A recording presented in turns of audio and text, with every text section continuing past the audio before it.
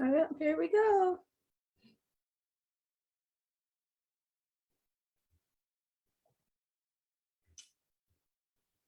All right, let me go ahead and share my screen.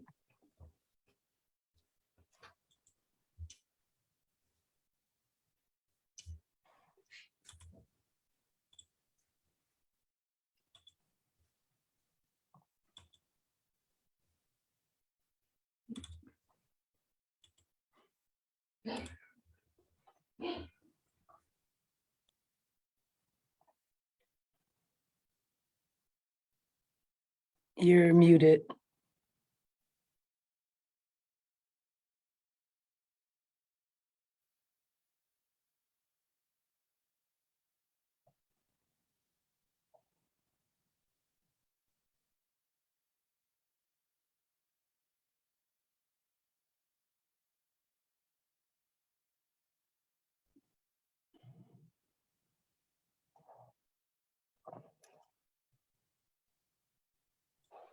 Okay, we're good now. Okay. All right, so let's go ahead and get started. If you are here with us right now, please go ahead and say hello in the chat. I'm double checking to make sure I should be able to follow. If you have any questions, comments, feedback, or concerns, go ahead and drop it in the comment section and we'll try to get to you at the end of the presentation if we're not able to answer your question during the presentation. So we're going to go ahead and get started. I want to thank everybody who's with us right now for joining us for another episode of Controversial Conversations about Education with Dr. PA. Today, we are going to be talking about classroom management and teacher burnout. So that is our topic today. Let's go ahead and move. Here we go. All right. Oh, sorry. Okay, so let's go ahead and get started with our introductions. Unfortunately, Dr. Bronte isn't able to join us today. Hopefully she'll be able to join us in the future with another episode of Controversial Conversation. So I'm gonna give Chelsea Coverhouse a moment to introduce herself. Tell us a little bit about yourself, Chelsea. Good morning, everybody. Excuse me. My name is Chelsea Cloverhouse. I am a fourth grade teacher in a Buffalo charter school. I've been in the education field on and off since 2007. And ironically, my first year teaching was also fourth grade, so I'm kind of coming back full circle. I did start the school year off as an ELA interventionist, and I was moved into the fourth grade classroom. Also did the same thing last year. I taught fifth grade. Before that, I was an ELA interventionist as well. I did come into the education field late. I entered it probably in my early 30s. So it was something, I have a unique experience where I was able to be a parent before I became a teacher, which gives me a lot of different perspectives as far as looking at certain issues with classroom management and interacting with parents. Okay, really good. And I am Dr. Yolanda PA. I am the founder of PA and Associates Consulting Group, and I'm also an educator. Different jobs as an educator. Right now, I'm just going to go with consultant right now. All right, so let's go ahead and move forward. Oh, sorry.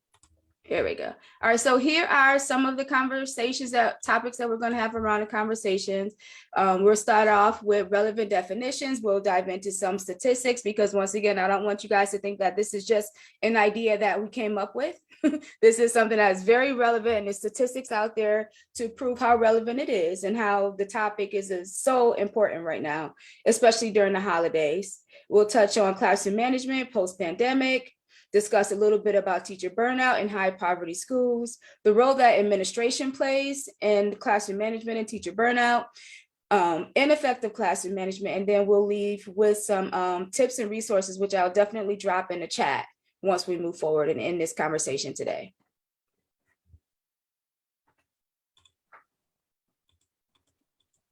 All right, so let's go ahead and dive right in. I'm going to start off with some definitions. What is teacher burnout? You're probably asking yourself that. So Psychology Today describes burnout as a state of chronic stress that leads to physical and emotional exhaustion, cynicism, detachment, and feelings of ineffectiveness and lack of accomplishment. So you take that definition, you just tie it into, teachers on the job and what that actually feels like.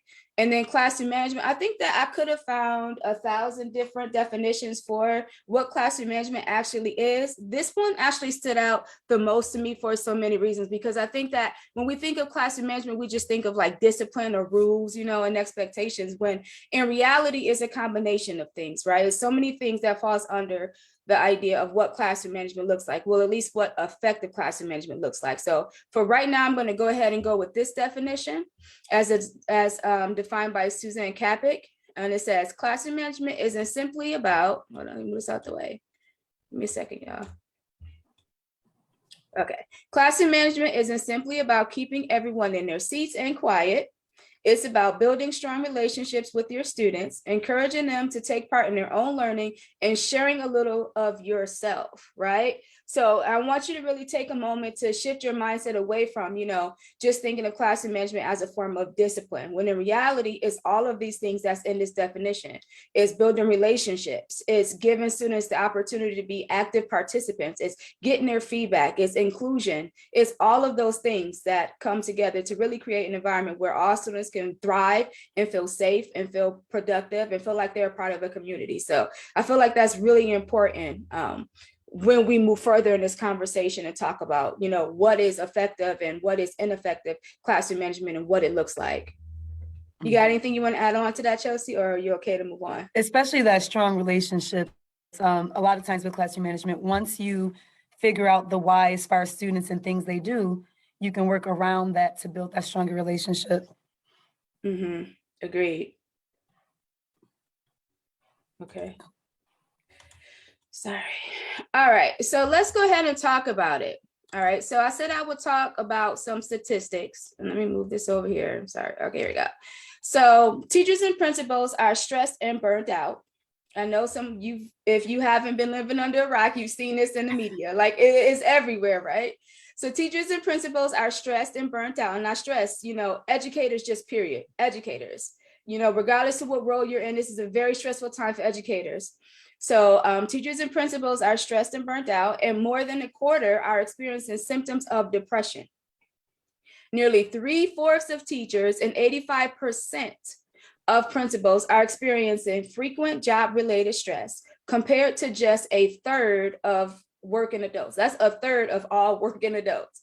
59% of teachers and 48% of principals say they're burnt out, compared to 44% of other workers. And we'll dive a little bit more into those statistics and what it looks like. And that's from stress, burnout, depression. Teachers and principals are not doing well.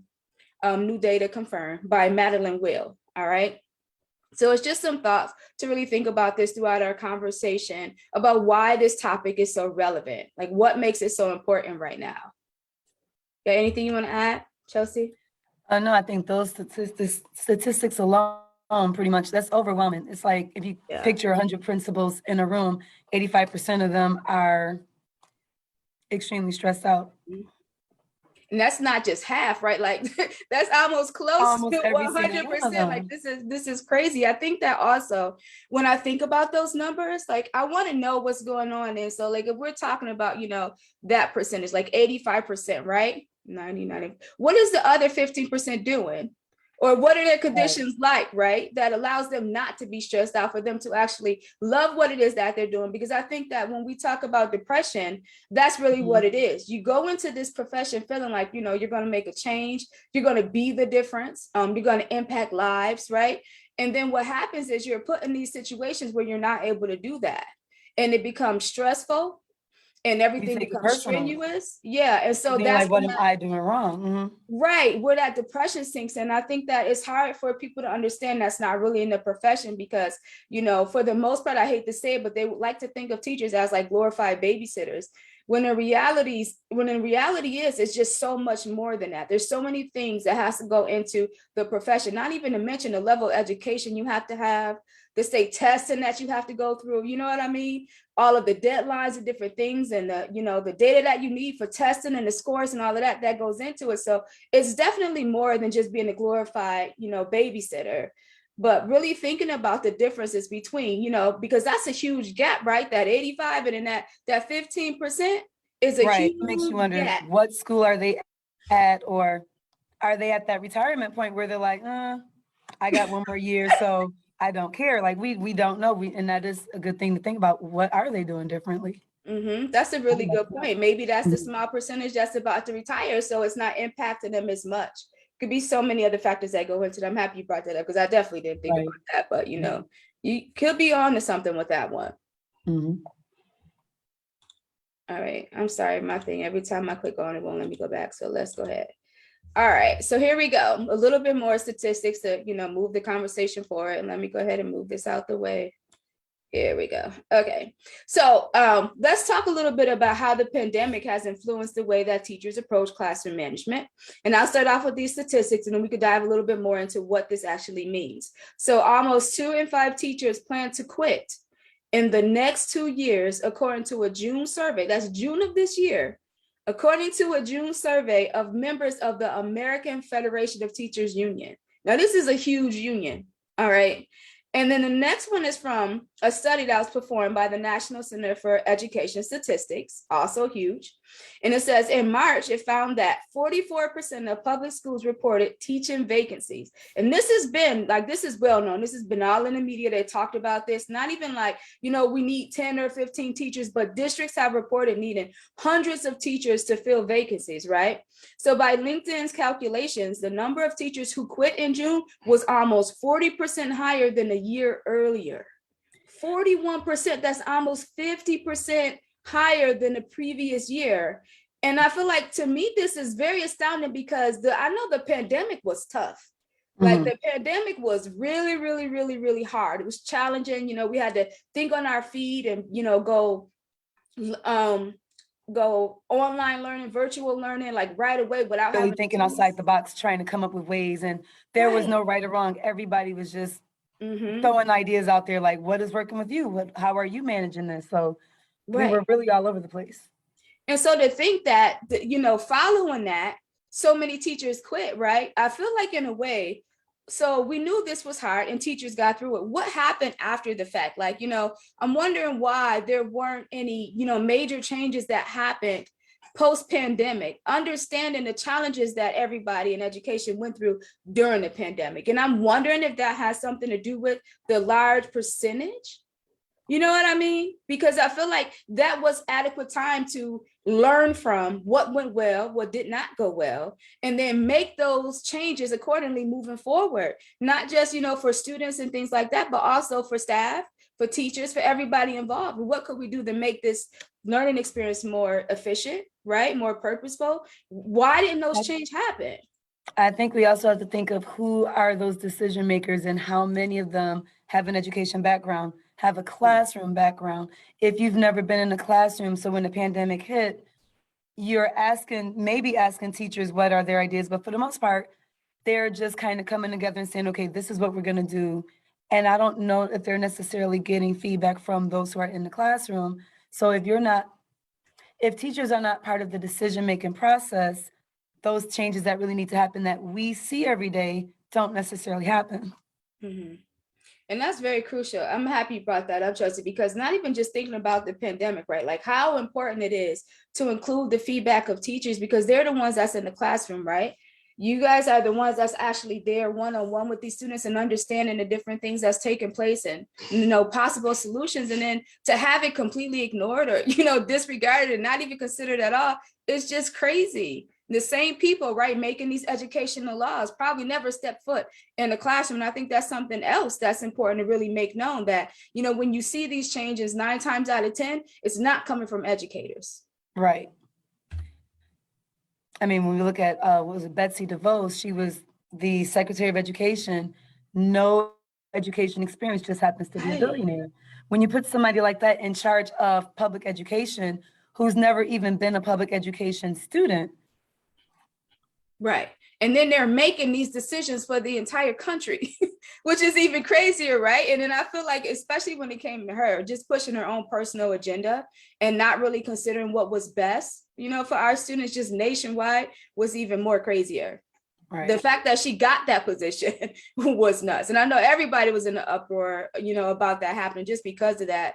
And think back to, the education that we have to step foot in the classroom is kind of demeaning.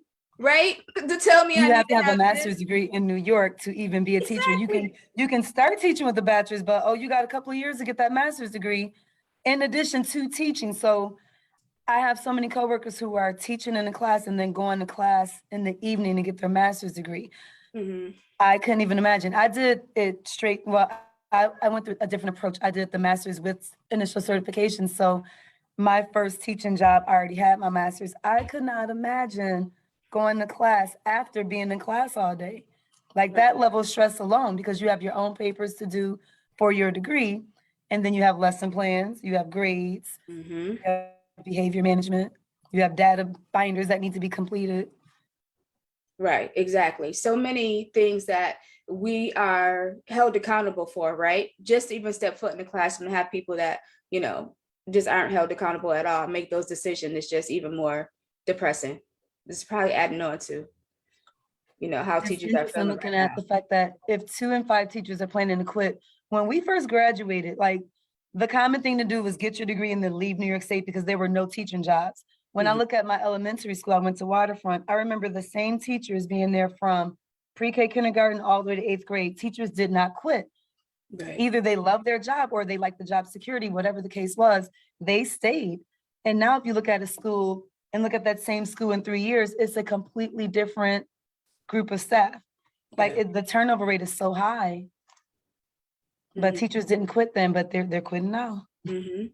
And that turnover can really impact. I think that, really diving into what the effects of turnover has on students in the classroom is really eye-opening, because now, they have to get used to another teacher. This teacher has to get used to another school. They have to learn the culture, become a part of the culture, learn the students and everything else, and that takes time.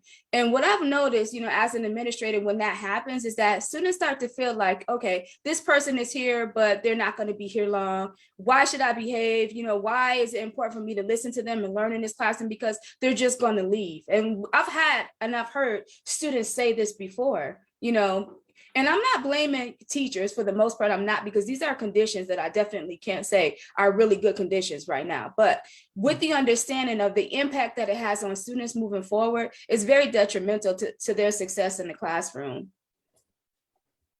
Absolutely. And I'm the third teacher that my fourth graders have this year. So in just the short school year so far, this is what I'm experiencing as far as behavior. And they're probably looking at me wondering, is she going to leave? Mhm. Because I am their third teacher. So that whole sense of like, and when I'm taking a day off, I'll let them know I'm going to be off tomorrow. And you're quitting? I said, no, I have an appointment. I'll be back. Like they really get anxious when I say I'm not going to be in the room. Or I had a meeting one time.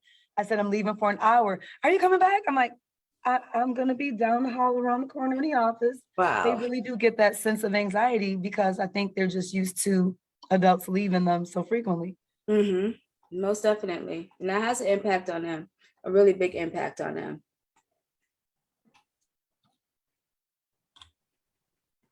Okay, let me move forward. I'm sorry, you guys, it's going to go back. All right. So let me move this up. Here we go. So let's talk a little bit about why teacher burnout is so much higher in high poverty schools. So we know that even before the pandemic, right? Before the pandemic, poor districts already had difficulty retaining teachers and filling vacancies, right? So compared to suburban districts, it's going to be a lot harder for them to fulfill these teaching positions. And if we're thinking about the number of vacancies that are out there, right? And then thinking about the number of vacancies just separate in the urban schools and the high poverty schools, is like, it's so eye-opening, because these are the schools that are sometimes, or most of the time, the most challenging, right?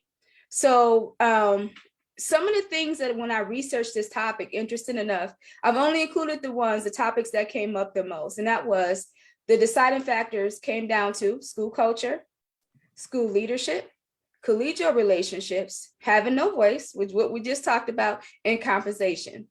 How do you feel about those? And if you could order them in a different way, would you order those differently? Like, would you put something else first, something else last? What are your As thoughts? far as the reason why These topics teachers are. are not taking these Mhm. specific jobs. Yep. I think at the top is probably compensation for In the beginning, it's compensation. But once you're in a school, sometimes you tell yourself, the money either isn't enough to deal with this level of stress, or, okay, this is decent for the level of stress. But compensation is usually at the top, but sometimes it gets pushed down. Like, I'm in a mindset now where I'm willing to take 5,000 pay cut or so if the culture is better, if the relationships with the school leadership is better, if my voice is heard. So initially it's compensation, but then that becomes the bottom. Because as you also know, a lot of teachers have second jobs. So sometimes the compensation isn't it at all, because most of the time when you enter the field of education, you do it because of your love of learning, your love of that aha moment that students get when they're learning something and they're like, oh, I get it. Being in a school where you feel appreciated, where leadership values your input and actually does something about it, not just say, oh, I like that idea, and then you never hear about it again. So I think it depends on where you are in your teaching career, which one is first, second, and third. I think over the years, it just changes. Yeah. Because when I first got a teaching job, how much do they pay? I didn't care about the school. I didn't care about where it was. I was just excited to get that teaching job. Then after I got it, I was like, ooh, okay, this is stress. The paycheck is not quite enough for this level of stress. So I think it changes. Yeah, I'd have to 100% agree with you on that. I think that, especially starting off as a teacher, first of all, you're already starting off with more money than what you made previously, right? So you're like, oh, this money is good. But then as you stay longer in the profession and you go from school to school and you realize that, you know what, my mental wellness is a little bit more important, right, than the compensation right now. And I think it's important.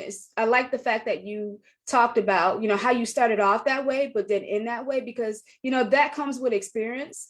And then understanding what it is that you value most, right? So there's some things that you're okay with. Okay, I'm okay with negotiating that, but I'm not okay with negotiating this. And my mental wellness for me, definitely. And I have to agree with you on this one, is definitely a top priority at this time. And I think it is for a lot of teachers. And that's why there's so many teachers that are leaving the profession, because it's completely being ignored and pushed to the side. And the different things that people are trying to do to compensate it. It's like, it's this big elephant in the room, but we don't want to acknowledge it. We're just going to walk around it and do other little things to try to compensate for not seeing it or acknowledging that it's there, and it's not working. How interesting, Chelsea, is it for them to say, a lot of people, especially post-pandemic, say, okay, well, if you don't like your job, leave. And what happened? And they're leaving. And now it's like, well, we didn't mean leave yet. We meant wait till the end of the school year so we can figure things out. No, people are quitting in October, in November. Funny story, when I was at, 3 years ago, right before the pandemic, Christmas break came, I had already made up my mind that I was quitting that job. And I went on a few interviews, didn't get hired. So I was like, okay. So I said, oh, I guess I'll stick it out. So when the pandemic hit, that to me was like a breath of fresh air. So while the country was in chaos and stress, I was finally taking a breath, and it was eye-opening for my parents, because I had a lot of parents who didn't understand how problematic their child's behavior was in the class. And so they were stuck at home with them all day on Zoom. And then it was like, oh, I apologize, you were right. And that was the first time I had a genuine apology from a parent who had given me a whole lot of grief because they thought I was treating their child unfair. And I said, I treat all the kids the same. I try my best to do that, because my first mentor when I taught in Charlotte was the one who pointed out how it wasn't being fair. I had a group of boys who were 3 problem boys, always doing something, and I would reprimand them right away. So then I had a situation, a student wanted to move her seat. She asked, could she sit next to her friend? I told her no. About 5 minutes later, she had moved her seat next to the friend. I kept teaching and didn't really address it. So when I told my mentor about it, she said, well, what was their consequence? And I was like, oh, nothing. And that pointed out to me how I wasn't being fair, because if I told you specifically, no, you can't sit there, and you did, you should have had a consequence. Where had it been those other boys doing the same thing, oh, they would have had a consequence right away. So that made me check myself and realize, okay, I wasn't being fair. I know that doesn't have anything to do with those 5 bullet points, but it kind of just led there. So it's one of those things where, yeah, the stress of it, because it's so many decisions you're making in your head. Every day, And all sometimes day. we make the wrong choice because we're human. You Mhm, don't always do the right thing when it comes to students because you're still learning. That was my first year teaching mhm. or first or second year. So it was a lot I didn't know. Yeah. So many decisions that you have to make, not even just with behavior, right, but with academics as well. So the title of decision maker is just above and beyond when Mhm. it comes to teaching, right? So I think that, one of the best things that you can do, like what you talked about, is to really just reflect on when you are. And this is really important when it comes to classroom management too, like really taking some time out to reflect on your processes and your approaches, and really taking some time out to get to know your students, right? Because there's some tactics that you can pull from your toolkit that'll work with a certain group of students that will not even touch the surface for another group of students, right? And that's where that on the spot decision making actually comes into play, because that's what's going to determine, and we'll get into this later on, the difference between effective and ineffective classroom management. I kind of want to stay away from, bad and good, because I think it's dependent on the students that you serve and where Right. you are, and so that's going to be a deciding factor in it. But there's definitely a difference between effective and ineffective, and that decision making and that reflection is really important when it comes to, which one or which side that you're on when it comes to classroom management, the effective or ineffective side. Right. And I really just want to point it out, Sue. I know that we're talking a lot about, these outside circumstances, a lot of which we have no control over. But I think that it's good that you pointed it out, because that is something that teachers do have control over, for the most part, they should, in their classroom, right? The tools and processes and different things like that you decide to use to help you with your classroom management is what's most important. That's something you can control, that is within your control, right? Right. Yeah, but no, I agree with you. That compensation part definitely would have been the highest for me at some point. But with experience, you come to know that there's some other things that takes precedence over, what that is. Absolutely. Yeah, especially when it comes to your mindset. And that fact that when that other stat, when it talked about the number of teachers that are depressed right now, is really eye-opening. So eye-opening, and this is a part of it. And one of the reasons why I chose this topic is because I'm hearing so much about it, right? And I know, Chelsea, we've had conversations about this, like, okay, we know this is a problem. Why aren't schools talking about this more? Why isn't it being dealt with from a different perspective? Because like the definition of insanity is doing the same thing over and over again and then hoping that you get a different result. Right. That is what's happening here with this classroom management in schools. And, we have admin that are, and we'll get into the role of admin, but, like I said before, this elephant in the room that we really don't want to talk about, because for whatever reason, I'm not being directly affected by it. And teaching can be so lonely at times, right? You feel like your classroom is just this island that you're in alone by yourself, right? And so that just adds on to the frustration and the challenges that you face when you feel alone. But I digress. We'll talk about that a little bit later on. Right. So is there anything else that we want to add to this topic right here? Oh, Chelsea, we were supposed to talk about the parent sensitivity and how important it is for parents to be partners with teachers in the classroom. Right. And I think this is universal with teachers. It doesn't matter if the teacher is Black or white, whatever the race is. Mm-hmm. At the end of the day, I can honestly say out of every coworker I've had, the percent who I think may have had racist tendencies was minute. And teachers genuinely care. And I think parents have this idea that teachers are out for their kid. There's nothing more I would rather not do at the end of the day than make a parent phone call. There's not enough time in a day to do it.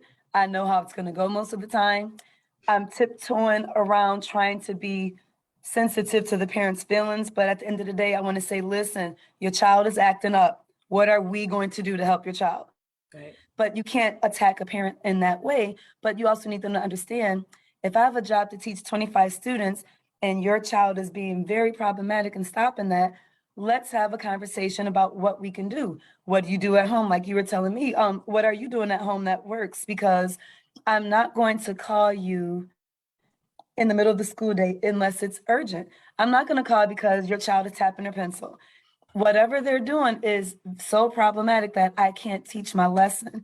And I don't want you to feel attacked. I want you to just receive that and let's come up with a plan instead of automatically saying, well, someone must have been bothering my child or something had to prompt this because they don't do it at home. It's just time to take the blinders off, and kids will be kids. Kids do dumb things because they're kids and they're learning. It's our job to teach them. And if kids are doing dumb things and we're not addressing it, they're going to keep doing dumb things, and then they're going to be bigger kids doing dumb things. It doesn't mean the kids are dumb. It means they're making dumb choices, just to use the word bluntly. But I think it's something that parents have to understand, like, we don't have time to make these calls. We don't like making these calls. So when I do make this call, treat it urgent. Like, what is your child's consequence going to be when something happens in school? Instead of automatically thinking, well, what did this teacher say to me or say to my child to make my child act that way? Mhm. Do you feel like, I personally feel like, and you can tell me if you agree with me or not, Chelsea, that the whole mindset of what it means to have a relationship with a teacher has changed. So previously, when I was growing up, the conversation would start off, okay, what did you do? Right? Now it's shifted to, okay, what did the teacher do? Right? And that has completely flipped. It's flipped the game, because I feel like when students know that their parents aren't buying into the partnership and not buying into helping solve the problem and come up with some viable solutions, that it makes the situation worse. Because now I know what I can get away with, right? Versus if you have a really good relationship with a parent, sometimes all you have to do is give them that look and they know. Or say, do you need me too? Not even have to finish the sentence, and they know. Right. That is understanding. That's not what I want. I already know how that's going to go. That's not what I want for myself. Let me go ahead and correct my behavior right now. Right. You know what I mean? But when you shift it to putting the blame on the teacher 100% completely, without even taking time out to understand the complete scenario, and sometimes that is it. There is some type of miscommunication that has happened, right? The whole story hasn't been told, or there were some previous behaviors that have eventually led up to that scenario and made it 10 times worse, right? That the parent or whoever has chose to not really focus on. So when you think about all of those factors that come into it, it just makes the reasoning for having these relationships so much more. And that really helps with not just you being able to teach, right, but their child learning and succeeding and so many other things that it can help with classroom management and everything else. I think that it's important to talk about this bluntly today, because parents really need to understand the effects that it can have, and how important it is to establish it, even if you don't agree. And that's number one. There's going to be some times you just kind of have to agree to disagree, right? But that doesn't mean that it's going to disqualify you from having a relationship, period. Right. Because there's always a way to mend it. And sadly, teachers usually have to be the bigger person and reach out and come up with a different approach, because at the end of the day, our goals are the same. I want your child to pass. You want your child to pass. Why would I want your child to repeat the grade and have that problem all over again if it's a problematic child? I want your child to be successful and move on. So if parents understood that, just because that phone is ringing, don't look at it as a negative. Look at it as, let's talk about it. Let's really get to the root of it, because it might be something I'm missing. It might be something you're missing. But if we talk together with the child present, and what I always ask the parents when I do call, I said, is so-and-so there? Because I want them to be there. And I'll ask their child, am I lying when I say this? And I say, if I said something wrong, tell me now while I'm on the phone with your parent, because maybe I didn't realize what I did. And every single time the child will say, well, nope, I was doing that. And then the parents are like, I said, I'm not going to call you for no reason. And I really want them to understand, like, we don't call for no reason. You have a very small percentage of teachers who genuinely are petty. But for the most part, we genuinely care and want to help your child. Yeah, I could definitely agree with that. I'm trying to think of the other thing that I was going to say. And also I feel like knowing the difference between what a school culture looks like, right, in an urban school and a suburban school is also very enlightening, right? Because it's one thing to read about it and to see it, statistics and everything like that on paper, but to actually be in the environment and know the differences. I know on a previous controversial conversation, I talked about how, my oldest son went to a local high school here in Cheektowaga, and the differences between the classes that they were offering were like college topic classes, like public speaking and different things like that. And they really go above and beyond and make sure that they are prepared to make that choice about what college they're going to. And to see that was like, wow, it was almost like a slap in the face, if I'm gonna be honest, because one of the things that I think that really drive some of the disheartening things that are happening in urban schools is the lack of parent communication, but also understanding, right? It's almost like you don't know what you don't know. And so some things that pass in urban schools would never pass in suburban school because those parents are 110% involved. Okay, I want to know what's going on. I'm present at all of these board meetings. I'm voting when it's time to vote. You know what I mean? I'm on the PTA. Everything about that drives the decisions that are being made in suburban schools. And everything about the lack of that in urban schools plays a role, right? In the things that should be happening, but aren't. And I'm just, I'm going to leave it at that. No, that's 100% true because when I was in school to get my degree, I did one of my placements at Chime Elementary in Williamsville. She told me that Parent Teacher Conference Day is 2 days because every single parent comes and they can't fit all of them in one day. Whereas at my Parent Teacher Conference, a third of the parents signed up and maybe out of that third, half of them actually showed up. And, despite sending reminders, Parent Teacher Conference, why are parents so unwilling to come and talk to you about the child, positive or negative? I think they just automatically assume that every conversation is going to be negative and they take it personal. And they have to get out of their feelings. And no, it doesn't mean you're a bad parent. It means let's talk about it and come up with a conclusion, because a lot of these parents are young. Some of them were teenage moms. It's that whole breaking the cycle thing where just because this is how your mom did it doesn't mean this is how you have to do it, or this is how your parents did it doesn't mean you have to do it the same way. Just breaking that generational curse. And I'm ready to do what's best for my child and not be in my feelings about it, just to be receptive to what we have to say. And I don't know about you, Chelsea, and you can again tell me how you feel about this, but I think that it's really important for parents to understand what it means to be a Black educator in a high poverty school. The amount of weight that is placed on you as a Black educator is like above and beyond. And I'm not just saying from administration, it's just the weight that you carry of wanting to be the difference and make a difference, and the struggles that you have to go through to advocate for your students. I've been in multiple positions where when I've advocated for my kids that I've become the least liked person. You know what I mean? Like, okay, but this is typically our norm. Why are you saying that we need to do this instead of that? And it's like, well, I've been through these similar situations as my students. I've grown up in this community. You know what I mean? I have a level of expertise that I feel should be acknowledged. And this is what I feel is best. But then you have what you're saying being pushed under the rug.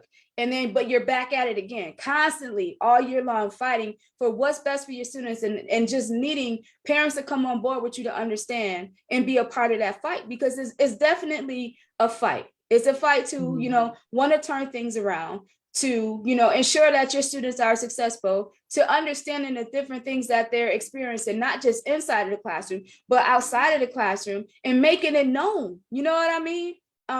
Just being in an admin position and knowing, like if somebody got shot or something like that, and looking at the news to see, oh my God, is this one of my kids? Because 9 times out of 10, it's someone that they know. If it's not your students, it's a family member, it's a friend, it's something. And it's sending shockwaves to the whole community. So why wouldn't that come to school? And so we're taking time out to deal with those types of situations. You know what I mean? And the weight is it's so heavy. It's so heavy. And I think that people, outside of education really need to understand the amount of responsibility that comes with being a Black educator in a high poverty school. When some of us have come from high poverty environments as children ourselves, so we know exactly what these kids are going through. And sometimes the parents don't realize that. Like I tell them, I grew up on Colorado and Ferry. Yes, I had both parents in the house, but there were some struggles, growing up. And I wasn't raised with privilege. So when I say I can relate to where you're coming from, I can relate to where you're coming from. Like, and sometimes they don't realize that, we're in the same fight. Just Mhm. because Right, on the I'm in this same position doesn't team. mean I can't relate to what you're going through. Same fight, same team, period. Mhm. Okay, let's see. This is really good. Okay, so let's talk about this. You want me to start this off the roll? Let me just go ahead and talk about the statistics right here. So in February, Gallup did a survey and they found that K through 12 educators were the most burned out segment of the US labor force. Let me say that again. The most burnt out segment, that's above everything else in the US labor force, like at the top, at the very top, like highest. You would think it Okay? would be law enforcement, Right. nurses, but Oh, no, it's sorry. teachers. Because Right. teachers create the law enforcement officers and every other profession in the entire world. Can we talk about that a little? Everybody goes through having a teacher, unless they're homeschooled. But then Right. the parents the teacher, so you still have a teacher at some point. Right. So when oh, I'm sorry. I don't know why my video turned on. I'm sorry. So when I think about from the perspective as a previous admin, right?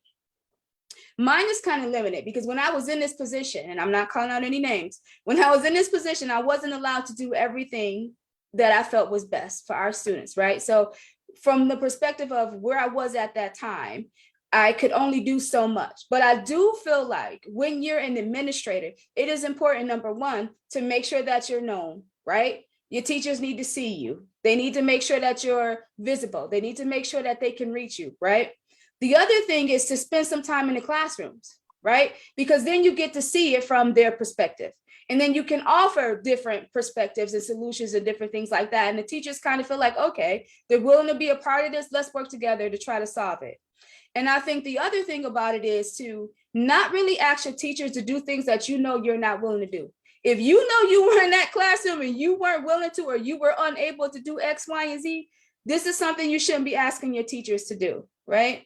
And then also to give your teachers some grace, like what you talked about. You have teachers who, it's not that they don't want to do better, they just don't have enough tools in their toolkit to actually do better. So to take time out and to give feedback and different things like that, that's constructive. I always try to work from a place of, okay, well, let's build on your strengths, right? Because we're not just working from an empty place. You have some strengths that we could build in to make this better. And to also make sure that is routine, right? So we come up with these behavior plans and different things like that. In the beginning of the year, you thought it was this way. By the time you get to this time of the year, it's shifted a little bit. So let's bring that out and figure out what it is that we can do to move forward. It's never going to be 100% perfect, and telling your teachers that as well. But as long as we're working together consistently on this, to make it better, especially with classroom management, is important. And I don't know if I mentioned this, but also having relevant professional development. We're not just finding some professional development that's taking up time to say, oh, well, we talked about this. Why aren't you doing this? That sort of thing. To have relevant professional development, to really think about how it's going to be implemented in that school and what it's going to look like, and to involve teachers in that process of giving that feedback and that implementation along the way to say, oh, this is working, this isn't, this is what needs to be tweaked. This sort of thing is also important. Because when you throw teachers in an environment where they are feeling alone in this empty island and they're just trying to figure things out, that is what leads to the burnout, right? That is what leads to the depression. And there's already enough scenarios that's going on in education right now where classroom management should not be one, because that is one thing that can actually be controlled within the school, and also be supported within the classroom. And I think that one thing that I liked about my first school in North Carolina, the second year that I was there, they were in the rooms way more often. They would do what was called a snapshot, where it wasn't a formal observation, because every teacher I know, I hate observations. They give me anxiety. I literally feel like I can't perform when someone has that clipboard checking off what I'm doing and not doing. However, the other thing they did were the snapshots. They would walk in our room, just sit in the back for about 5 minutes, observe, and then walk out. And in your mailbox, you'd have a glows and grows. Like, oh, I like how you did this. This is something you can improve on. I liked those little snapshots way better than former observations. Former observations, I could literally still say they give me anxiety after all these years. I feel like the lesson always flops no matter how well prepared I am. It's that sense of, oh my God, they're coming in the room to tell me everything I'm doing wrong. Right. Why not take something like that and just make it where I just pop in your room, Mhm. give you a quick observation and move on? Or if it's something like, ooh, we really need to work on that, let's sit and come up with a plan. Like, I don't think they're supportive enough. I think they're kind of like giving you a list of tasks and saying, okay, this is due then, this is due then, and then that's it. There's Mhm. not enough support. Right. That support is what's really missing here. A whole lot, I feel like. And we'll definitely talk about that later on. But I think the other thing that I wanted to talk about is when you talked about, those 5 minutes of coming in and coming out, when you're present a little bit more is a little less intimidating, you know what I mean? And I Right. think from an administrative perspective that, and my thought process could have been different. When I'm coming in, I understand that those scenarios are going to happen. So what I'm really looking for is not if those scenarios happen, but how it's being handled. You know what I mean? Mhm. And you don't get that understanding with your teachers unless you make it clear, unless they understand that you're in this together and that you're willing to go above and beyond to support them. And sometimes those formal observations aren't even the most eye-opening things, right? Because that's something you can plan for. Right. I put weeks and thoughts into this or whatever, is the other little thing. So like when you talked about that 5 minutes coming in, if I, pointed out something, I say, hey, maybe you could try this or whatever. The next time I'm coming in, I'm just looking to see, oh, did she try to implement this? What did it look like? Mhm. Can we grow from this? Can I give you some more feedback? That sort of thing. And it makes it a little bit better. But honestly, the most eye-opening situations would be those situations. Right. when you just come in and stop in or whatever. Sometimes even me just coming in and give some information to the teacher, and I happen to walk in on the lesson. Oh, this is interesting. Let me sit down and see what's going on. Right. Right. But when you have a culture that doesn't embrace that is the feeling of it, right? And that I feel like is even more important when you think about just setting goals with your teachers in the beginning of the year, because you're going to be your worst critic, right? Like I know I'm my worst critic. I know there are some things that I'm really good at, and there's some things that I really need to develop in or whatever. So why not have them be a part of that and have them work on that the entire year until they get to where they want to get to, you know what I mean? And so Right. that way it's not just looking like, okay, this is a list of things that I need you to do. It's like, okay, these are the list of things that I feel I need to grow in, and then this is how I'm going to support you in doing that. And this is how it aligns with our framework or whatever that is. And so let's just get it going. But it's really hard to find an environment and a culture that embraces that. And I think that's one of the reasons why we probably have so many teachers leaving the profession as well. Because personally, I want to be in a place where I can grow, right? I want to be in a place where I can expand, but I also want to be in a place where I can be my authentic self, where I don't have to change for you just because I'm here, right? And you accept me for what I am, and you're going to help me grow into the person that I want to be. But that is a different type of culture. And I also think that is what's lacking right now. You got teachers sitting in the cars in the parking lot, really crying, not wanting to come into the building because they already know what this day is going to look like, right? They already know they're not going to be supported. They already know that this behavior is going to be out of control. So it's like what I see now is a lot of meetings that take place with admin and different staff, and then we don't find out what the meetings were about, but also we don't see the value in the meeting. So for an example, I want to say maybe Wednesday, a lot of our admin team were in meetings. We don't know the outcome of that meeting, but it was basically said at the beginning of the day, we're unavailable, so reach out to your coworkers for support. Use buddy rooms. So if you have little Bobby who is being disruptive and maybe gets mad and throws a chair, send him to the class next door. And that's putting strain on that class now. So when you have days where there's meetings taking place all day, and as a teacher, I'm like, okay, so what happened in the meeting? Is this something that's going to affect me? Is this something that's going to help with classroom management? Like, we're not told what the outcome of these meetings are, what the meetings are about, which is not necessarily our business, but if it's removing you from being able to help us, it makes it our business because you're not available for me to support me if I need you. Something as simple as I need a bathroom break, and here I am 30 minutes later, 45 minutes later. I just need someone to pop in my room for 3 minutes so I can go to the bathroom, and no one's available. Right. And this is why teachers get to the point where they shut down and they're burnt out. Mm-hmm. No, I completely agree. And like you said, like those situations, they say, use a coworker, a buddy classroom or whatever. That only works when everybody is basically good. So if you're implementing that and everybody's struggling, right? That's not a tactic that's gonna work, because Right. my buddy teacher is struggling just as much as I am. So Right. now I'm just placing, one of my challenges onto them and making it Right. more I sent her difficult in little their Bobby. She classroom. sent me Sally, and Sally is cutting up the same way Bobby was. Right. So That's not effective. That's definitely not effective in a scenario like that. But again, right. it's one of those scenarios where it's this elephant in the room, but I don't really want to deal with it. You know what I mean? It's not directly impacting me and how I feel on the job. So I'm just gonna, push that over to somewhere Right. else. Definitely not the role of admin. Definitely not the role of admin at all. Wow. Okay. So let's talk a little bit about what does effective classroom management look like, right?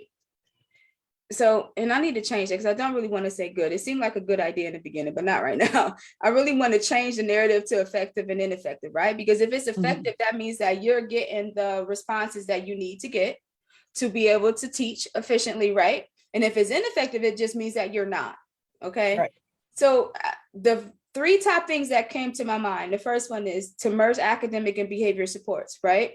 Because and I know you can speak to this, if you don't have your behavior management in your classroom together, you're not going to be able to teach. So you're not going to ever get to that academics portion. One of the best things that I felt worked in my favor as an administrator was being able to understand the importance of both and then merging those supports together so that you're supporting the whole child, right? You have some students who are struggling a whole lot academically, but their behaviors are stellar, and vice versa. So you need to have those supports in place to be able to meet them, your students, wherever they are. But sometimes I feel like this gets lost in the sauce because we don't take a lot of time out to understand our students, which means that we don't really have a solid understanding of what their needs are. So we're never even getting to the point where we're locating these supports because we don't know what it is that we're addressing. It's one of those situations where, and I know you could definitely back me up on this, we push data, right? Do you have all this data, but what you doing with it? Why do you have all of this information if you're not using it to help support our kids? What is the point? I don't care anything about charts hanging up in the room or you giving me numbers if we're not having conversations about how this impacts learning. What is the point, right? Who's at the top of the list or who's at the bottom of the list? The point is, okay, we know this person is at the top and this person is at the bottom. So what supports can we give them based on these numbers and what we've seen? What is the point of that, right? The other thing is to actually stay consistent. So a lot of times we start off with really good ideas in the beginning of the year. We get on point with our classroom management. I'm going to do X, Y, and Z when this comes up, that sort of thing. But then what happens is we get to these holidays and it becomes 10 times more stressful, right? And then we forget about the system that we had that worked. So, just staying consistent. What I would try to do is say, that, and I would have conversations with my teachers. These holidays are around the corner, y'all. So we already know we got to boost this up a little bit. Let's pull out these classroom management plans and see what needs to be tweaked or go back to what it is that's working. Because when January hits, right, that's like a brand new year. Now we're starting off new. But I feel like this time in particular is that turning point, right? So just being able to stay consistent with what your expectations are so that when your students are walking in the room, they know what it is that you expect from them. And they're behaving according to those expectations. They're not guessing what's really good behavior and what's not so good behavior. They already know. And then the other thing that's going to merge everything together is definitely those relationships, understanding your students. Like you said, your students were open enough to ask you, are you coming back? So you knew automatically, because you know your students, that they've had multiple teachers and that this fear, is understandable because they've had so many other people walk out of the classroom and not return. So I'm going to go ahead and take that initiative to assure them I'm going out and this is why, and I'll be back, right? That's a part of relationship building, right? And that's what makes the difference between all of these things that we talked about. You want to add on, what do you feel is effective classroom management? Literally learning your kids. Like, I have one student in particular who pretty obsessed with the Chromebook. And, I'll have a timer on the board. When the timer goes off, we're transitioning to the next activity. Mm-hmm. What I realize now is that works for about 85% of the kids. It definitely does not work for him because he needs more frequent reminders. So what I need to do is go up to this student and say, in 5 minutes, we're going to be putting the Chromebooks away. In 2 minutes, we're going to be putting the Chromebooks away. You should be finishing your last question because we're going to be closing the Chromebooks. I need to give him step by step because the timer simply going off is not enough for him. He doesn't know how to shut it off. He gets really upset because he feels like he didn't have time to finish, or if it was one of those times where they had free time, he didn't get to finish whatever he was doing. But if I give him those step-by-step reminders instead of just putting it all at once, and that's how, when you get to know kids, when you see certain students react to certain situations a certain way, okay, this isn't going to work for her. This isn't going to work for him. And you kind of got to go back and figure out. So it's because it's not cookie cutter. You have 25 kids in a class that need 5 different ways of transitioning. And I have to, you're juggling all this in your mind as a teacher, but that's part of the building relationship. You have to know who this will work for, who this won't work for, so that once everybody has a certain system, because I can tell some kids Chromebooks away, they will literally close it, put it away without even a blink. And then you have others who you're ready to call home because now they're upset. They're taking the charger and throwing it down because they weren't done. And they get so worked up when I could have avoided that by knowing that he needs more time. Mm-hmm. So, it's a lot. It is a lot. I think, if somebody had this, and this is one of the reasons why, like I wanted to go into consulting, because I felt like when I went into teaching, like there were no supports or different things like that. And I felt like, well, I was really book smart, so I should be great in the classroom. And we all know that's not it, right? Mm-hmm. And so, I struggled a lot in the first couple of years. And I really understand why so many people that start off in a profession and just like, oh, this isn't for me, right? But one of the things that you learn moving forward in your profession is how to intentionally build relationships, right? So this isn't something that just magically happens. Like you have to put a lot of work and effort into building relationships with your students. You have to be okay with being vulnerable, with them understanding who you are. Like I'll give you an example. When I first started out, one of the things I would do about being intentional, say, this is my pet peeves. Please don't raise your hand while I'm talking unless it's an emergency. Is there blood on the floor? Is there emergency? You have to go to the bathroom. And I would list the reasons why you can raise your hands. But you know what? Then what happened was other students would start telling other students, you know what I mean? Because they knew that about me. And then I, in turn, would take that time out to understand, like you said, those things that were pet peeves to them. Right. And that really helped to nurture, those relationships, but also to create that environment where they feel safe enough to, ask questions or talk to you when they're upset. That sort of thing is so I can't stress this enough. And that's important. I think that's why I almost feel like the month of September should really be very minimum learning and relationship building. But then you look at why have state tests got moved to March and April? Because when I was growing up, we took our final exams in June. I don't know, at one point it shifted to March and April, but it's not giving you a full school year to teach. So now teachers are trying to hurry up and start the curriculum immediately so that they can meet these March deadlines to cover all the standards. And I never got time to learn about these kids. I'm learning as I go. And then in my situation, I came into the class mid-October, so I lost out on the first 6 weeks of learning about these kids. And when I came into the room, it was basically a circus.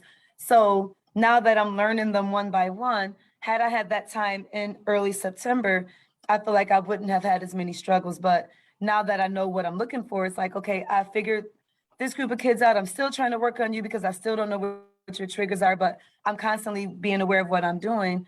But I think as a whole, that needs to change. Like, I feel like state tests need to be pushed further back to like the end of May. And I think September really should be about learning these kids, because once you have their social emotional learning needs met, they typically don't act out as much. I mean, you have some who are just that outlier. They're going to be that one that has way more needs than I can, help them with, and we need extra people to come in and figure it out. But we need to take that time to build the relationships without worrying so much about standards. Agreed. My first teaching job was with Stepping Stone Academy Charter School. It was right there on Ferry, right? And one of the things that I loved, and it was an Edison school, one of the things that I loved about it, even though I was brand new to teaching, was the fact that they used that whole first month to talk about character, set expectations, build community, that sort of thing. And it's like, today you mentioned it, that was in 2001. I could talk a little bit about my age, but that was in 2001. But today you mentioned something like that. And it's like, you're speaking a foreign language and they don't understand what it is that you're talking about. And what's crazy to me is that they don't really understand the importance behind it, because now I already have this foundation and I'm not struggling the entire year. Yes, I'm going to still have challenges. Yes, I'm still going to have behavior, problems that's going to need some solutions. That's an automatic, but I do have a solid foundation to work from, and those challenges are going to be less and less and less. And that's why it's so important. We're so hooked on, let's dive right in, let's get these academics, because we're so focused on state testing and who's at the top of the list and who's at the bottom. And we're ranking our students just based on a score, when in reality, it doesn't really paint a complete picture of what this person is like and what this person is capable of and what they can do. You know what I mean? So I really did appreciate that. And I do feel like that's something that we need to go back to, because then what, like you said, what you're doing is you're trying to squeeze it in here and there while you're dealing with the challenges. So back to that, do you want to be proactive or reactive? And sadly to say, right now, a lot of the ways that this behavior is being dealt with is reactive, which stresses me out. It really stresses me out, because if you take the proactive approach, it's not going to say that you're not going to have these problems, but it makes it a whole lot easier to deal with. Absolutely. A whole lot easier. But that right now, that's where I am. I'm trying to understand why we have become so reactive, especially post-pandemic, when we realized that we never really dealt with the trauma that these students experience, not being in the classroom, not being in these safe environments, not being around their friends and that sort of thing. And we kind of like just push them back in there, and we're like, okay, this is our new normal. Nobody knows what that new normal is supposed to be or what it looks like. And we're just trying to hang on by a thread as we go through the school year. Yeah, so a lot. Yeah. Do you have anything else you want to add to these three things that I talked about? One thing I liked about one of the schools I worked at, every grade had 2 adults. I was a support teacher at that time, and we had a support teacher meeting, and they basically said, your role is to support your teacher, meaning that if your teacher is teaching a lesson and you see, I hate that you keep using Bobby, but you see little Bobby in the corner getting antsy, you just take him for a walk, have a quick conversation so that teaching is not interrupted. It was that way from K all the way to 12. I don't understand why we feel like a kindergarten class should have 2 teachers, but a 4th grade class should not. And then because you need that second set of eyes, which is why I liked the idea of having outside community agencies in the classroom. If you can't have someone who works in the school, why not have an outside agency who can come in and just be a support? You don't need to have a teaching degree, because I'm not asking you to teach the lesson. I'm asking you, if you see 2 friends who are kind of arguing back and forth, take them for a walk, have a conversation, bring them back so that they can come back to learning. Why do we not have 2 adults in every room?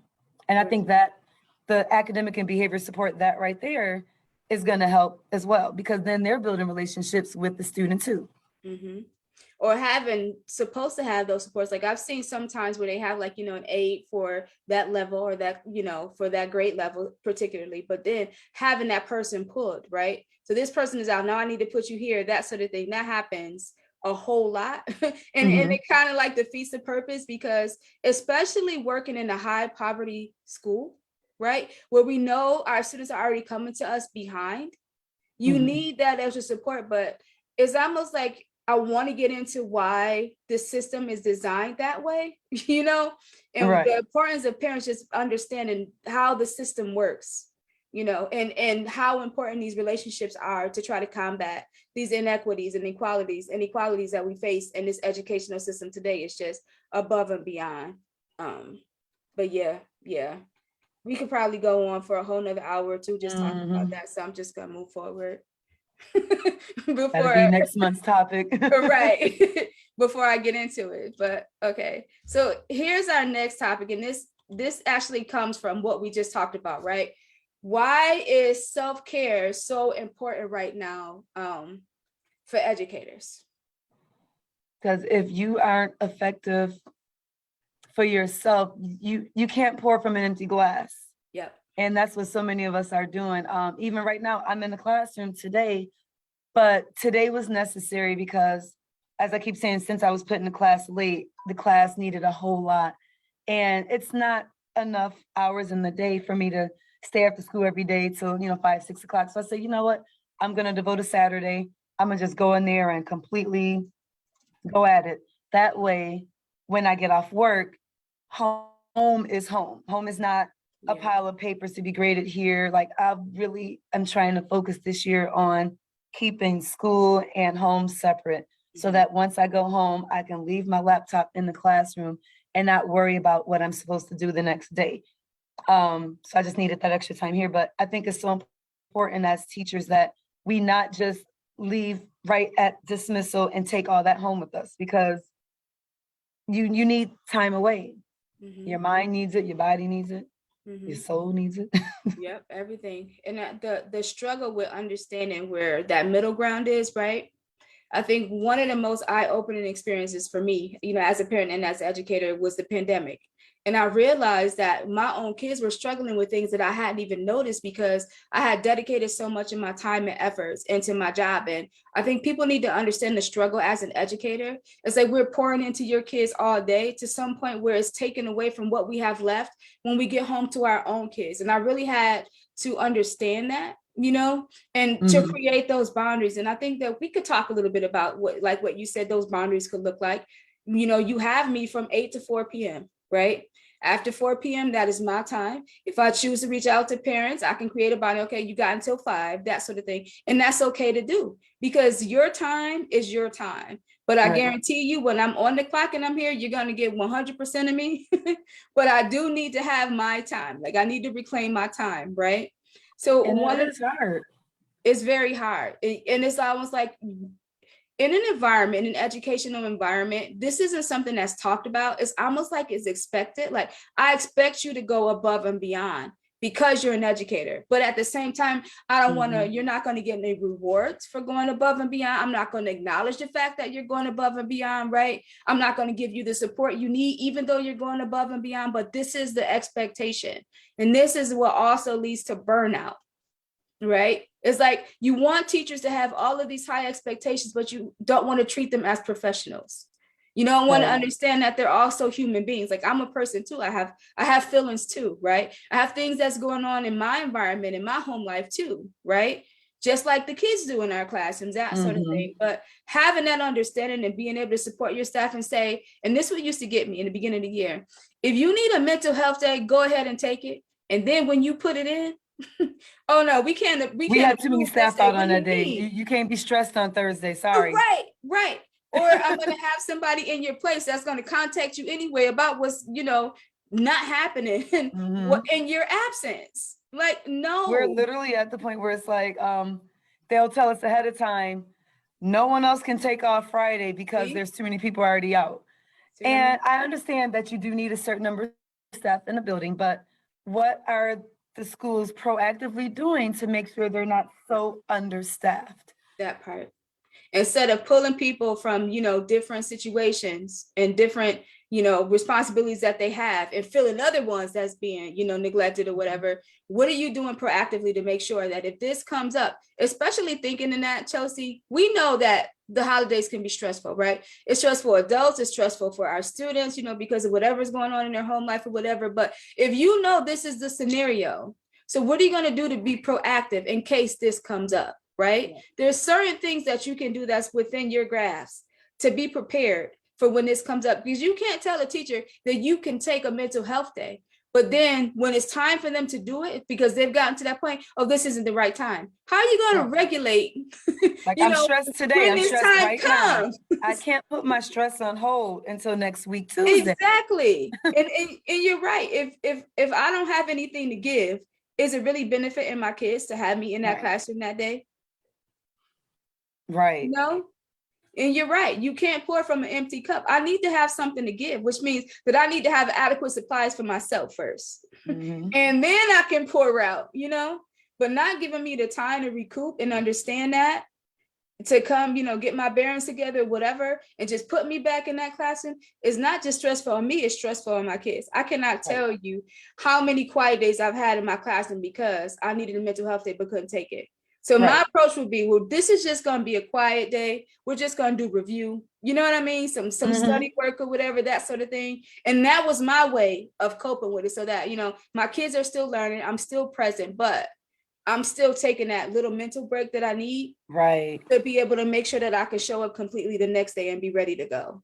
And I think admin needs to be aware of that too. Like, have a little grace. Like, if it's a day where you're looking at my I can statement and it's not quite matching what I'm talking about, if you ask me what's going on, like, listen, I was all prepared to teach that, but my mind wasn't there. The kids were acting up. So we just reviewed 2-digit by 1-digit multiplication because I didn't need any mental prep for that. And they still learned something, and not have it be an issue. Right. That, okay, I understand. Thank you for letting me know. And let that be the end of it. Right. Exactly. So, or I put on a movie because I was 5 seconds from tears. Something like that. Right. Anything where. Listen, 5 seconds. I can remember one time, I was working and I got reprimanded for something that really wasn't my fault. And I'm being 100% honest about this, but I got reprimanded for it and I was in tears. And I remember just standing at the board teaching in tears, and my kids just looking at me like, oh my God, like, what is, because they've never seen me like that. Like, in those behaviors, I was put in a challenging classroom. I was told to take over this classroom because the other teacher just couldn't take it. So they literally pulled me from my classroom and put me in this new classroom because the behavior was just so out of control, right? So I remember just being in front of the classroom in tears, teaching, like trying to hold them back, and my kids seeing me visibly upset. But guess what? In my eyes, what was most important, I just need to get through this lesson, right? They expect me to get through this lesson or whatever. Did anybody come in the room and say, how are you doing? Do you need a moment after that? None of that. None of that happened, right? None of that happened. I think that when we're in these environments, when that's like the norm, it perpetuates a culture that isn't really sympathetic to the mental wellness of teachers, period. I see teachers in tears once a week at least. See what I mean? And not the same teacher. Like, and I'm walking out, are you okay? Yes, I'm fine. As their tears strolling down their face and they keep on going, I'm just like, wow. Right. It's so sad. It shouldn't be that way, because for a class of kids to break you down like that, and it's not always the kids, sometimes it's admin, but a lot of times it is the kids. Yeah. This class of kids who you're so stressed and you're like, I don't know what else to do with y'all, and you just feel overwhelmed. And teachers shouldn't have to go through that. They really It really shouldn't, because that's not why we went into profession. I remember thinking, like, I come from a family of nurses, right? So in the beginning, I was like, oh, I'm going to be a nurse. And then once my mom told me everything she had to do with a nurse, I'm like, no, I can't do that, because that would make me sad every day. To see sick kids and sick people every day would make me sad. So I'm like, I went into education and now it's like, you know what I mean? Let's rethink these career choices at that. Right. It's just those situations that you're not really prepared for, because you really don't understand it until you get in the thick of it, until you've been in a profession for so long and you really understand, everything that comes into teaching, period. But the mental wellness is definitely important. So if you look on the side where I have Shine Your Light, one of the things that I wanted to do with my consultant company is to really have events and have, support groups of different things like that to really address the mental wellness of teachers, because this is a topic that really needs to be touched on a whole lot more. I've heard horror stories. I've definitely have some of my own. I remember being in a scenario where I got reprimanded because I had the principal at the time tell me that I didn't say good morning fast enough. And I got called into the office when what I was actually doing was vacuuming the floor, because the janitor didn't vacuum a lot of times didn't vacuum the floor the day before. And I didn't want my kids to walk into that, scenarios like that, where it's just like, so uncalled for. The complete disregard for the emotions of teachers, especially during this time, is just really disheartening. And to not really have the time to really take time out to understand what you're feeling and why you're feeling that way, and have so many educators that came into the profession with really good intentions, but are leaving on such a bad note because of the lack of respect, and because they had to make the choice between their mental wellness and their career choices, which shouldn't definitely have to be a scenario, but and made to feel bad when you choose yourself. Yes, that part. Because and that you're is supposed to be so big. you're supposed to be that person who you signed up to take care of these kids and now you're choosing yourself. How dare you? Exactly. Exactly. But in the meantime, they're choosing themselves, right? But might not addressing any of the things that's Right. actually happening, in the classroom or whatever. So, but I do want to take some time. I'll just talk about this event. I've been posting a lot about it lately, but this event is in January, and what my intentions are really is to just build a community of teachers. And I have a lot of teachers that I know, they're not local and they want to be a part of it. So I'm going to try to do some portions of it live, but to really build a community amongst local teachers to support each other. So this event is going to be very informal. Come with your jeans, come with your hoodies, come with your sweatsuits, all of that good stuff. We're just going to sit around, talk about our truth, revisit our whys, have some healthy snacks, and really just build a support group is really what I want it to be. And my intentions are to have a scenario like this at least 3 times a year for us to come together and to build our community in the meantime in my Educators Making a Difference group, because we don't have a lot of support out there for educators. You know what I mean? And so this is my way of really taking that extra step forward to try to build some support and start from where we are. So it's really grassroots in that sense. There's nothing big or anything attached to it. There's no ulterior motives or anything like that, but really intentionally bringing some supports and people together to build a community of educators, local educators at that. So I'm hoping, that people can make it out for this event particular, because of the space. It's going to be at the Anna Rhinestein Memorial Library here in Cheektowaga, but the space only allows for 25 to 30 people. So if you haven't signed up, please sign up as soon as possible. I'll go ahead and add the link in the comments section below, and it'll take you to my Calendly page where you can sign up, put your information in, whatever, and that way you can have a seat that's reserved. So I'm looking forward to meeting new teachers. I'm also looking forward to seeing the teachers that I've already had the pleasure of working with. And I think this is going to be a really good event, especially because it's a new year, which brings about new opportunities and new mindsets. We need to reset, right? And this is a perfect opportunity to do it. So we're not, thinking about it in that sense of being alone, but having some supports that we can go to. If I had something like that, I think that I could have avoided a lot of stress, Right. to just feel supported. So this was my intentions when actually creating this event. So Especially for that 2 out of 5 teachers leaving in June, maybe right. something like this would make that number go down or in 2 to 5 years, something like that. I can't remember the exact statistic, but Mhm. less teachers quitting in June, if they have something like this versus them saying, I'm just trying to get through to the end of the year. Because I've said that many times since September that I'm just trying to get to June. And I don't want to do that. I do want to stick it out and keep remembering my why. Mm-hmm. Definitely. Definitely. Just being together. I'm so excited about this, about being together Right. with everyone and creating this. And during this adventure, so you could talk about your ideas about what you want to do moving forward too. So anybody that wants to be a part of this, like especially on the planet, and just let me know, and I'll have my information at the end of it. But this is gonna be good. I'm really excited about this. I'm in the planning stages right now, but it's gonna be really good. Trust me. All right, so let's move into some Q&A. So, Ms. Val was with us today. Hey, Miss Shaniqua Val. Turner was with us today. Hey, thank y'all for putting some posts in there. Anthony Copeland was with us today. He talked a little bit about being a professional because they lack the knowledge of a professional themselves, working environment. That's very true. That's very true. So teachers aren't the only ones who need that professional development, right? It doesn't matter what stage you're in your career. It's always room for you to expand and learn and to do better. So that's definitely not an excuse for that. But that's all I see so far. So if you are watching this later on, go ahead and drop hashtag replay in the comments. And if you come back to this and you realize there's something that you wanted us to talk about that we didn't touch on, go ahead and leave it in the comments. Chelsea and I will be looking at these comments throughout the week. We really appreciate those who were with us today. And I hope that we really shed some light on, what it means to be an educator today and the importance of having that support you need when you're managing your classroom and what it takes for you to avoid burnout. So really quickly before we get off, Chelsea, I just want to talk about a couple of things that I do, and you can add on to what it is that you do. And this is something that I learned later on to help prevent burnout. So one of the things that you and I both do is work out, right? Go to the gym. I try to make it to the gym at least three times a week. Once I was able to manage my stress, and I took a whole lot of time to do that, I realized that overeating was one of the major things that I was doing. So I'm cutting down on what I'm eating. I'm very exclusive about what it is that I eat and how much of it.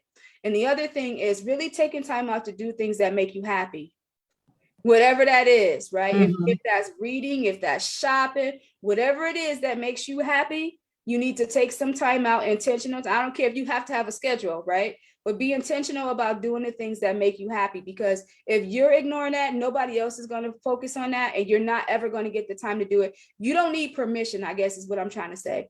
You don't need permission to do what it is that you love and do what it is that fulfills you as a person. Don't wait on it. It's not coming.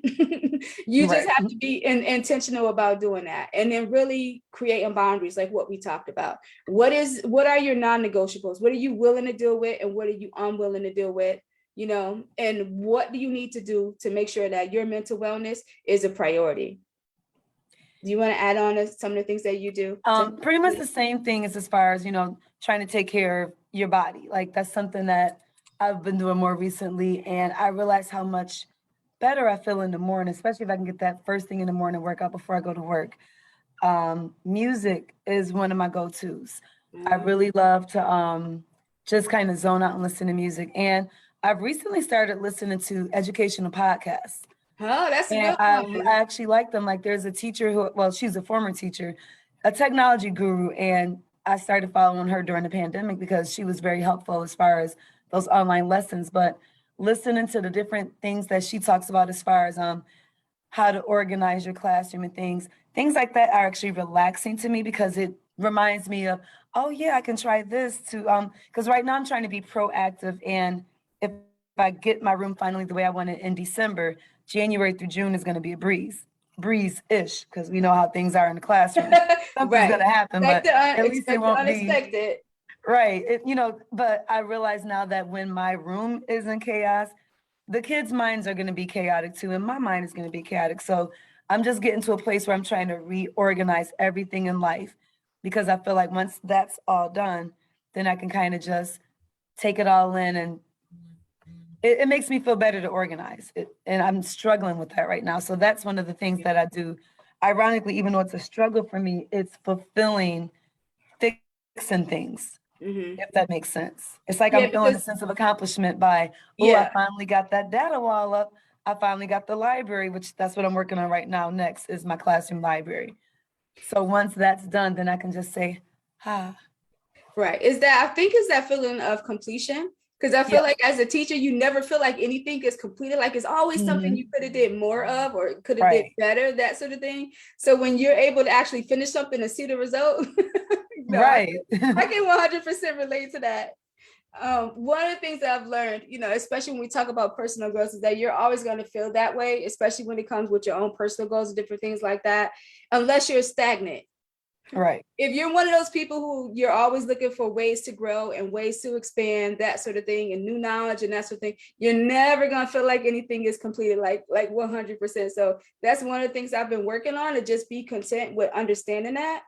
But as you know, in the classroom, when you're able to actually see it, is a different type of gratitude.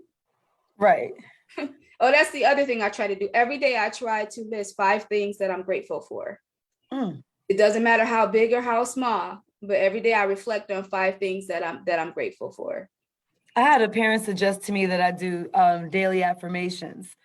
And I said, I can do that. And I said, you know what, I can take that a step further. And I decided I want to make that my morning work. So when the kids come in, there's a daily affirmation on the board. You need to write that down in your notebook. And then we'll talk about it for a couple of minutes and move on into the day. Mm-hmm. I think that's the biggest struggle, and I'm going to end it with this, but I think that's the biggest struggle. I know you have mentioned SEL, and that's what I love, but I think that's the biggest struggle with implementing SEL, because it requires a certain mindset to be able to implement it. It's not like, I'm just going to go up here and I'm going to teach this math lesson, right? SEL is a different beast, right? And if you don't have anything to pour from, then you're not able to actually implement in the right way. And I think that in a lot of ways is the reason why the initiative fails, because the mindset just isn't there, right? So if you're one of the people who you don't see the importance of daily affirmations or the importance of having gratitude or different things like that, how are you going to be able to express that to your kids? Right.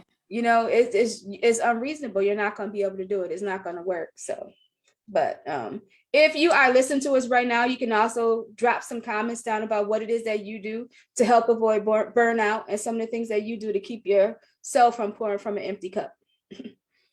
All right. So like I said before, drop your questions, comments in the comment section below. We're going to actually post this video on the different platforms. It's being recorded right now. So I'm definitely going to record it on LinkedIn and different, social platforms like that. And so we can get to a broader base of people. But I want to thank everybody who joined us today. I want to thank Chelsea for taking some time out. And hopefully in the future, we can have some more teachers get on here so we can have controversial conversations, because it's definitely time. We need to have our voices heard, and we need to get our information out there. And, I'm hoping from that event in January, we get a broader base of educators, and it'll expand a whole lot more, because that's the whole intentions of having that event. So we can move forward. Right. So do you have any last minute remarks, Chelsea, that you want to talk about before we end? No, I think this was great. I think I can't wait till we have more teachers participating. And I think my takeaway is just, I want parents to understand that we're not your enemy. We have the same goal, and let's work together. That's really my ultimate goal. Agreed. All right. Well, thank you everybody for joining us today. Until next time.